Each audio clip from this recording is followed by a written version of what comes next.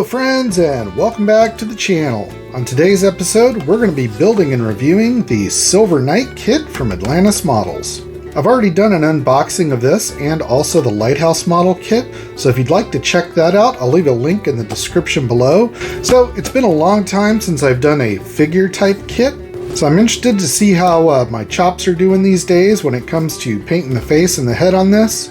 But I'm looking forward to giving it a try. I'm pretty sure I'm going to do this pretty much as it is on the box, but I was thinking about it. This would look really cool as like a black knight. So I might mix this up a little bit. I might do it like it is on the box, but I might also just go ahead and do my own thing, which, as you know, I tend to do. Alright, so if you're new to the channel, thanks for stopping by. Please subscribe if you haven't subscribed already, and if you like this video and want to see more, give me a thumbs up. It really helps the channel. If you want to get one of my new shop cards, the email is in the description below. Just send me an email with your name and your address and I'll get one shipped out to you. Alright, so without further ado, I'm going to get the bench cleaned off, get some tools and paint, and we're going to build this kit. Before I get started, I wanted to take a moment and talk about the part numbers on this kit.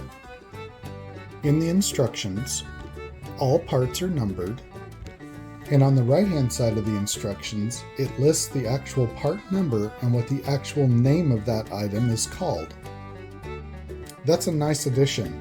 Also, compared to a traditional kit where your part numbers are usually stamped into the sprue or the parts tree, on this kit, the part numbers are actually molded right into the parts themselves.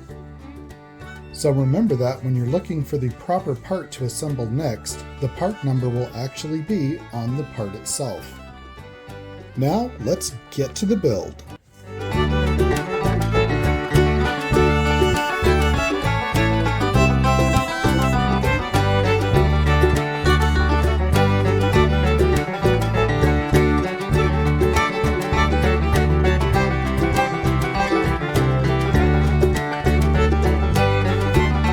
You're definitely going to spend a lot of your time initially just cleaning up these parts. Like I said, that's expected on a kit like this, and it's not necessarily a negative thing, it's just part of the process.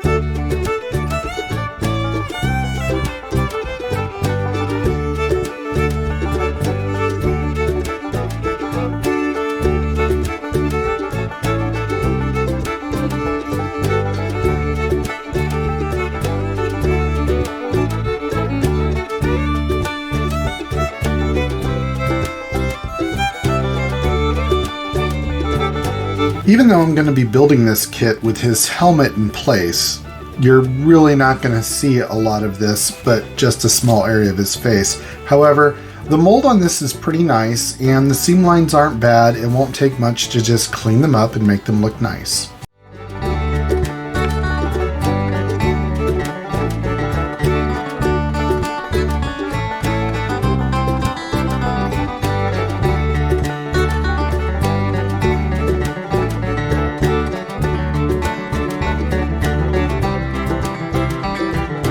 This part isn't necessary, but I just wanted to drill out some of the holes in the face shield. I just like the way it looks. The lower leg sections and the feet went together really well. Again, a really well engineered kit as far as this part goes.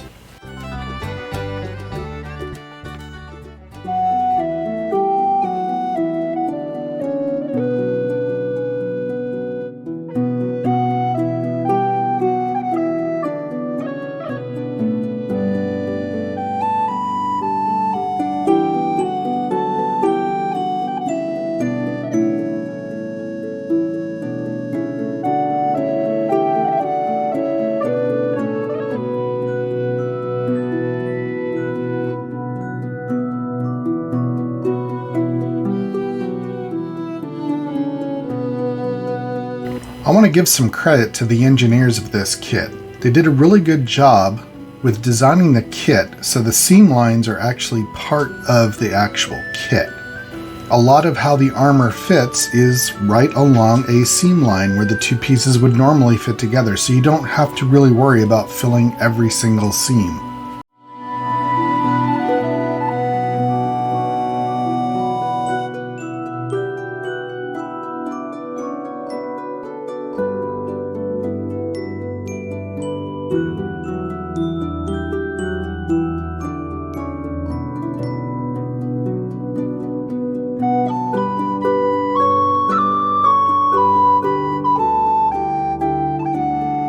I'm priming the face area in a red primer. This will add a nice warm tone to accompany the flesh tones I'll be adding on top of this.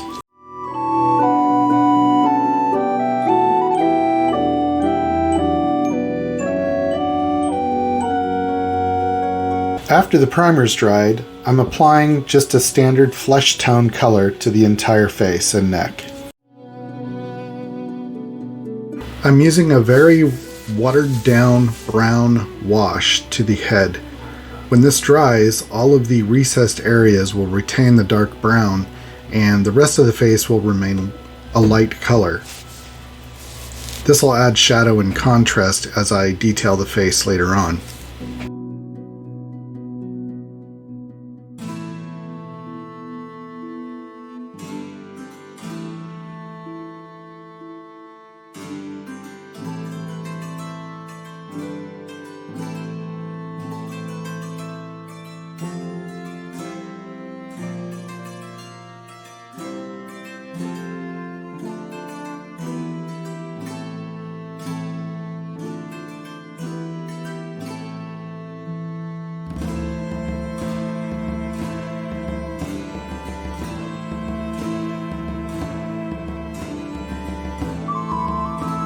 At this point, everything gets a nice coat of gray primer.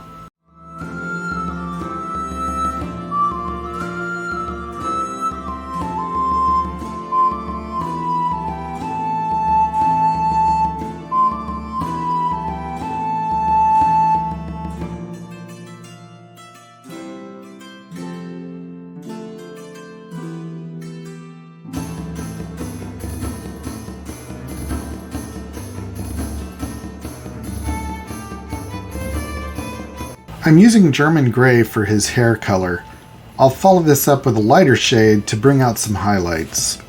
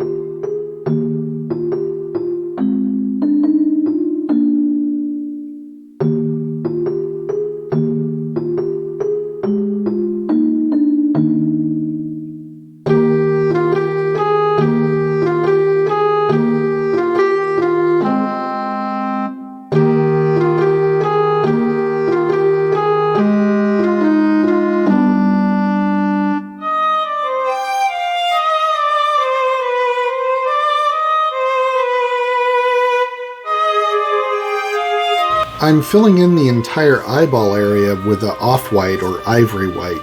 This will look much more natural than a stark white.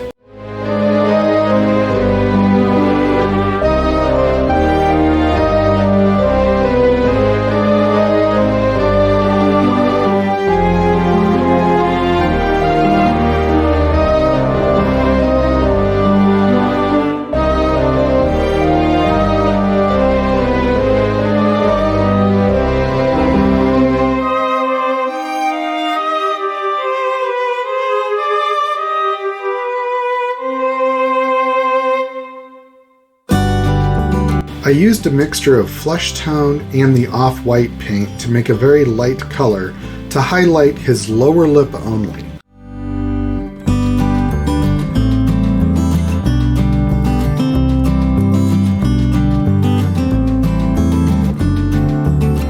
Here I'm using a very thinned down red paint, almost translucent. I'm washing the eyeball area. This will leave a little bit of pink in the corner of the eyes.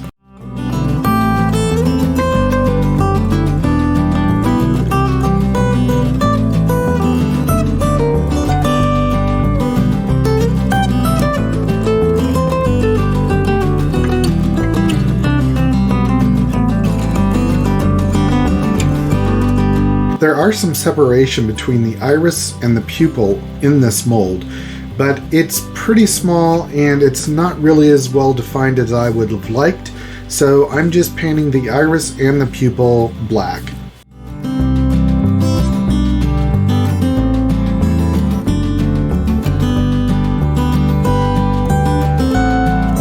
Here I'm adding a small amount of pretty thin brown.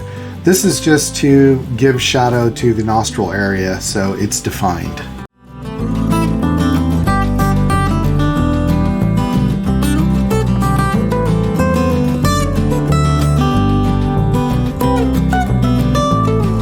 I'm just adding a clear gloss coat to protect the work I've already done. This way, as I add more details, I don't have to be so concerned about messing up what's underneath. Here I'm dry brushing on some light gray. This will just bring out some details in the hair.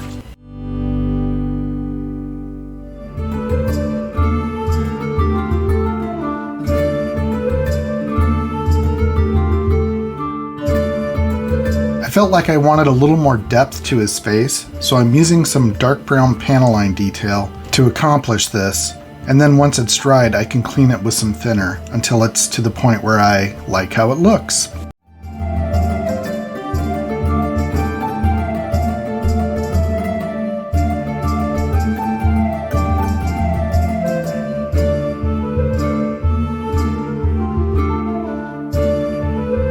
After the panel line had dried, I came back with a damp cotton swab and some turpentine to clean it up and blend it all in.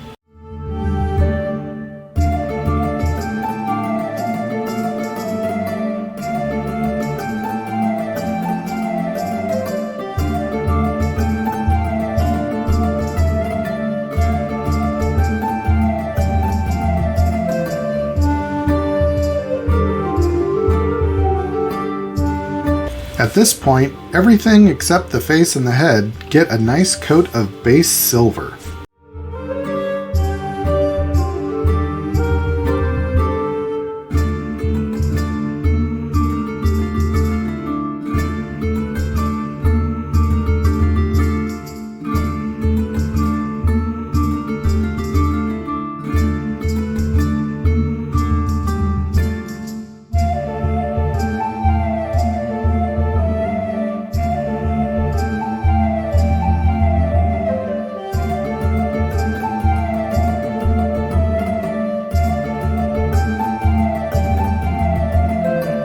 I decided to paint his Under Armour with a gunmetal blue. I'll lighten this up later, but I think it'll be a nice contrast.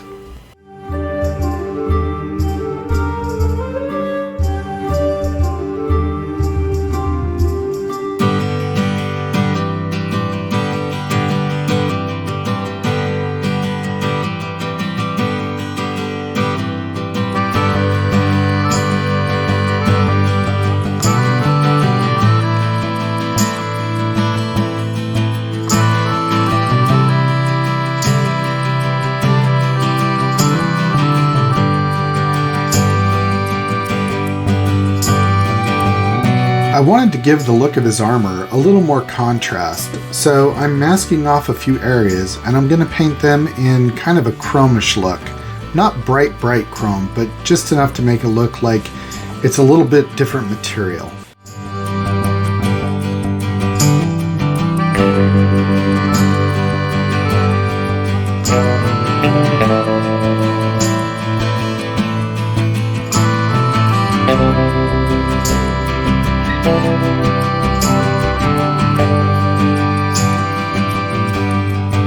This is the first step in the process. The base coat is a very high gloss black.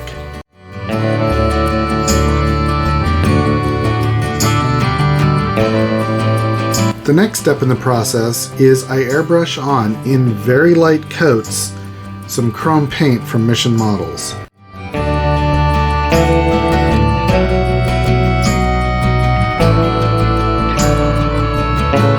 I'm using a black Panaline wash to give some additional detail to all the rest of the armor on the suit. Once this dries, I'll come back with some turpentine and clean it up.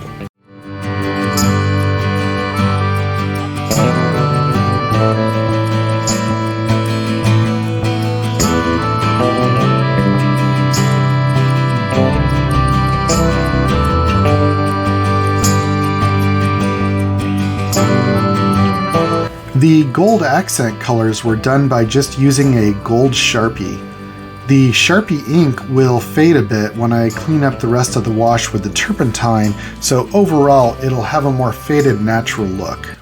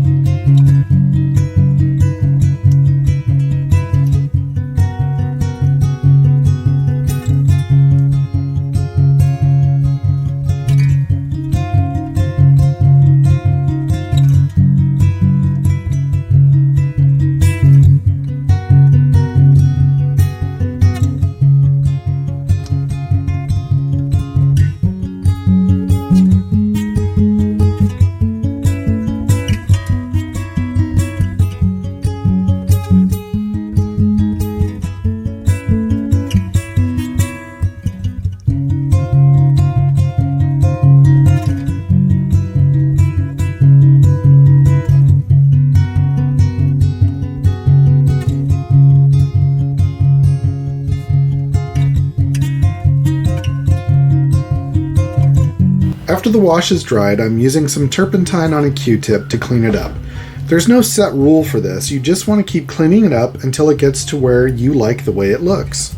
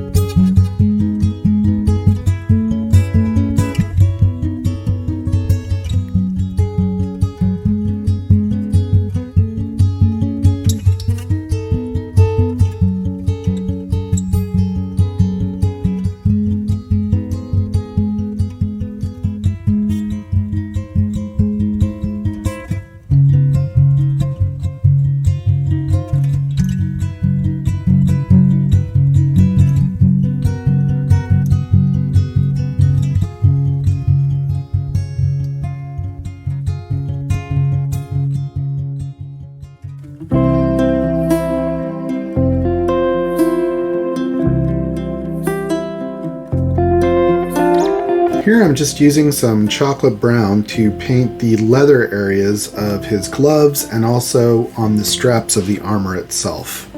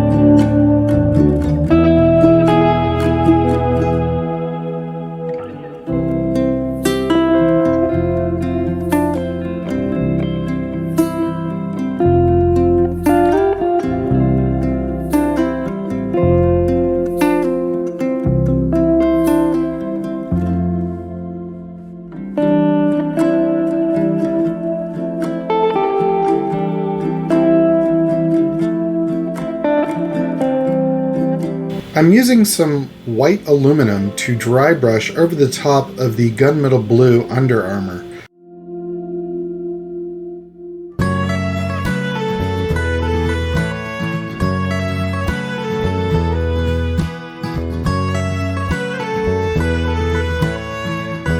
I'm also using the same white aluminum color to dry brush the entire suit of armor. This will highlight all the high spots and just give it a much needed contrast and bring out even more detail.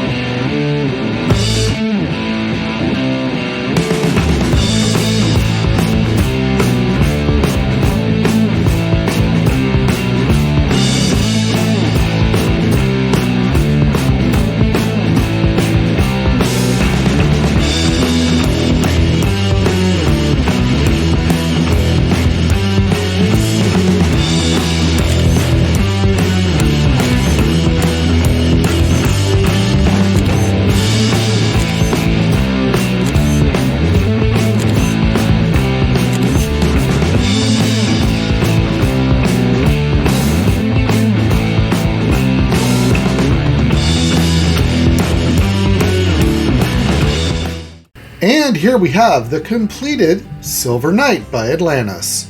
I really enjoyed building this kit, and I feel it's a great option for both beginners and advanced modelers who enjoy customizing beyond the standard out-of-the-box type of builds. As you can see in my representation of the kit, I took my own approach to the color, schemes, and overall look of the kit. However, since the kit is molded in silver plastic, it's possible to assemble the kit with minimal or even no painting, resulting in a very nice scale model of the Silver Knight. Now, this kit was originally produced by Crown Plastics, and Aurora purchased the tooling for it around the 1950s.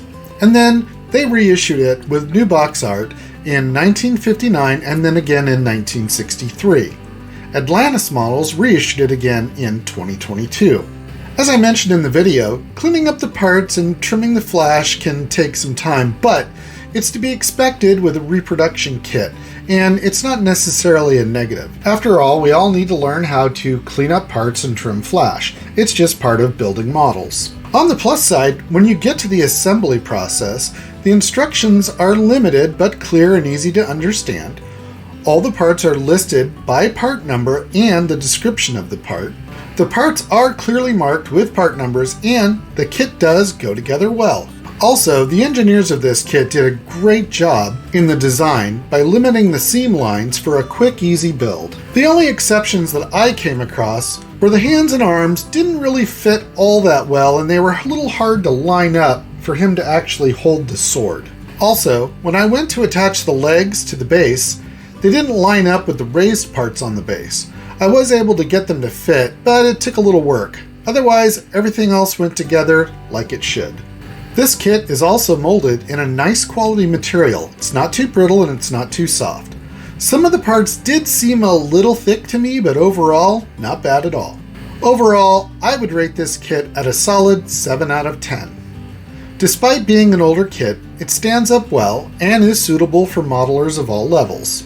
My only negatives are that some parts could have lined up a little better, and although the feather is a nice touch, I think I would have preferred to also have an option in a molded plastic piece, as opposed to just the feather. So what do you think about this kit? Is this a kit you'd be interested in building? Have you ever thought about getting into building figure kits? Let me know your thoughts down in the comments below. I really look forward to reading them, and I really appreciate you guys taking the time to leave a comment and or a question. I also try to respond to all of them as soon as I can. If you're interested in getting one of these kits, you can find them on the Atlantis website. I'll leave the link down below in the description. Or a lot of other model shops and probably hobby stores in the area do carry them, although I have not come across one of these out in the wild, so to speak. Many thanks to Atlantis for providing this kit to the channel for review, and I look forward to building and reviewing more of their kits in the future. I hope you all enjoyed this video, and if you did, please give it a big thumbs up down below. And also, if you haven't already, please click that subscribe button. I'd really appreciate it. So that'll wrap up this episode. Until next time, as always, friends, be safe out there and go build something.